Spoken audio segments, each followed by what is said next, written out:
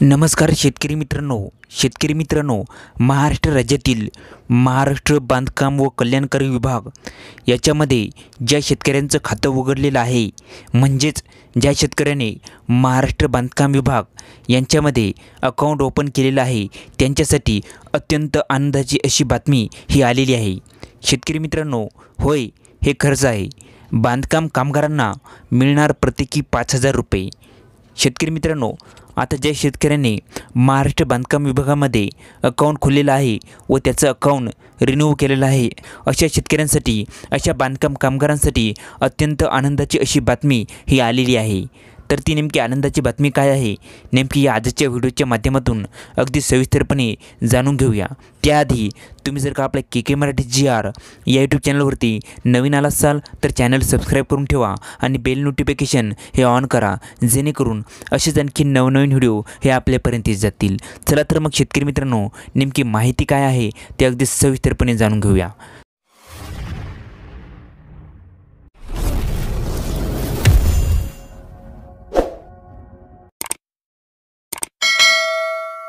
तुम्ही ते बघू शकता, बांधकाम कामगारांना मिळणार प्रत्येकी 5,000 रुपये।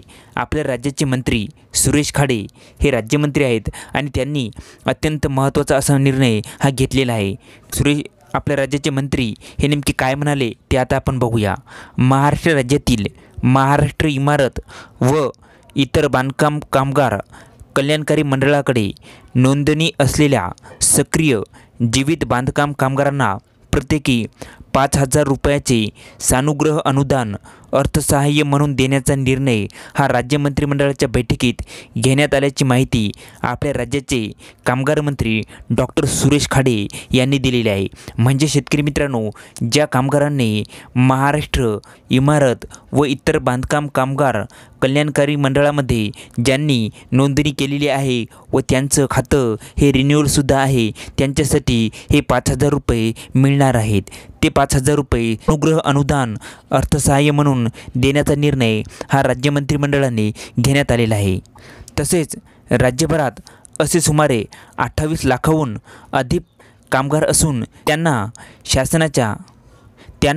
शासनाच्या या अनुदान योजनेचा लाभ मिळणार असल्याचे त्यांनी सांगितले। म्हणजे शेतकरी मित्रांनो, आतापर्यंत महाराष्ट्र बांधकाम कामगार या योजनेमध्ये 28 लाखाहून अधिक कामगारांनी नोंदणी केलेली आहे आणि त्यांचे खाते आता रिन्युअलसुद्धा आहे आणि त्यांनाच आता हे 5,000 रुपये मिळणार आहेत। या अर्थसहाय्याकरिता 2,719 कोटी रुपये इतका खर्च महामंडळाकडे जमा असलेल्या कामगार उपकरामधून भागवण्यात येणार आहे।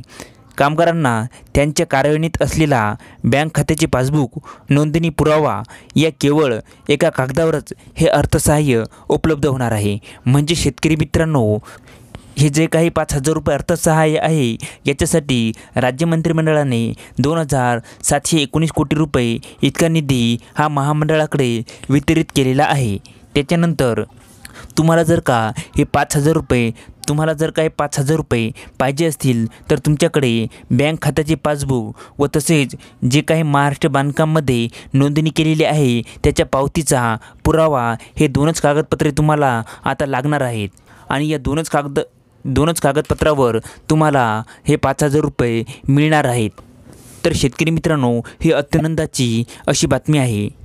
तर शेतकरी मित्रांनो, हा व्हिडिओ जास्तीत जास्त तुमच्या मित्रांना शेअर करा, जेणेकरून त्यांनाही या योजनेची माहिती कळेल आणि याविषयी असेच आणखीन नवनवीन माहितीसाठी आपल्या के मराठी GR या यूट्यूब चॅनलला लाईक, शेअर आणि सबस्क्राईब करायला विसरू नका। धन्यवाद शेतकरी मित्रांनो। जय हिंद, जय महाराष्ट्र।